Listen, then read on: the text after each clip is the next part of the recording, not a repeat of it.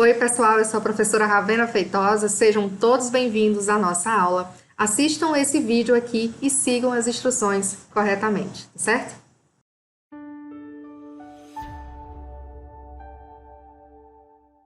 Aquecimento global, epidemias, guerras, miséria.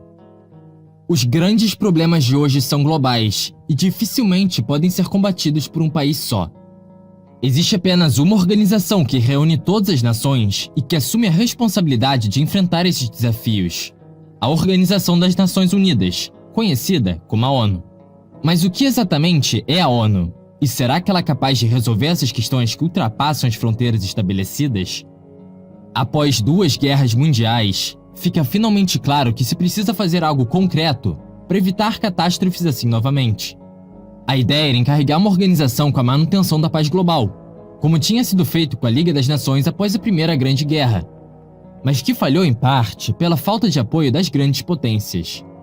Ainda durante a Segunda Guerra, em fevereiro de 1945, é então assinada na Conferência de Yalta a fundação da ONU, contando com a presença de Winston Churchill, Franklin D. Roosevelt e Joseph Stalin. Em junho do mesmo ano, a Carta das Nações Unidas é aberta a assinaturas em São Francisco, que trata de seus objetivos, suas regras e suas atividades. Já no primeiro artigo, seu propósito fica claro: garantir a paz global e a segurança internacional através de medidas eficazes e coletivas. No entanto, a ONU não enxerga a paz apenas como a falta de guerras, mas também como a igualdade social, a concretização dos direitos humanos e a conservação do meio ambiente. Em 2000, os Estados-membros adotaram os Objetivos de Desenvolvimento do Milênio, assumindo compromissos visando o desarmamento, a educação, a erradicação da pobreza, a democracia e a igualdade entre os sexos, entre outros. A ONU está sediada em Nova York e possui escritórios em Genebra, Viena e Nairobi. Na Assembleia Geral das Nações Unidas, todos os 193 países membros têm representação igualitária, possuindo um voto. A Assembleia Geral pode ratificar regras que regem a organização, administrando também as suas finanças. O Conselho de Segurança das Nações Unidas é o único órgão do sistema internacional capaz de adotar decisões obrigatórias para todos os integrantes da ONU. Ele é composto por 15 membros, 5 deles sendo permanentes: os Estados Unidos, a Rússia, a França, o Reino Unido e a China. Os 10 membros restantes são temporários, sendo eleitos a cada 2 anos pela Assembleia Geral. Potências econômicas como a Alemanha e o Japão, mas também países emergentes como o Brasil e a Índia, instam por uma sede permanente no Conselho de Segurança, que deve tomar medidas caso a paz internacional esteja ameaçada. As decisões do Conselho de Segurança são chamadas de resoluções, podendo aplicar sanções econômicas a países, condenar seus atos ou mesmo autorizar uma intervenção militar. Uma resolução do Conselho de Segurança é aprovada se tiver uma maioria de 9 dos 15 membros, incluindo os 5 membros permanentes. Um voto negativo de um membro permanente configura um veto à resolução. Ou seja, mesmo se 14 países concordarem com uma proposta, os Estados Unidos podem pedir sozinhos que ela seja aprovada. A abstenção de um membro permanente, no entanto, não configura veto. O Secretariado é o órgão executivo das Nações Unidas e compreende em seu topo um secretário-geral, que é a face da organização. Quem assume esse cargo no momento é o português Antônio Guterres. Uma série de órgãos ainda fazem parte das Nações Unidas. Eles abordam temas específicos, como por exemplo o Banco Mundial, o Tribunal Internacional de Justiça, a Organização Mundial da Saúde e o Fundo das Nações Unidas para a Infância, a UNICEF. Os capacetes azuis são as forças de manutenção da paz das Nações Unidas.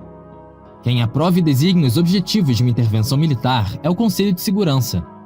Mas para que isso ocorra, um consenso entre as partes envolvidas no conflito é necessário. Geralmente, os objetivos das missões estão relacionados ao monitoramento de cessar-fogos, supervisionamento de retirada de tropas e democratização de países. No Haiti, o Brasil comanda uma missão de estabilização que visa restaurar a ordem após um período de insurgência. São os membros da ONU que decidem se e com quantos soldados eles contribuirão.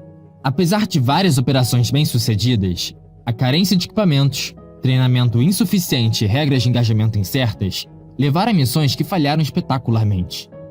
O massacre de Srebrenica é um dos maiores fracassos da ONU, quando em julho de 1995 mais de 8.000 civis foram assassinados na frente de capacetes azuis.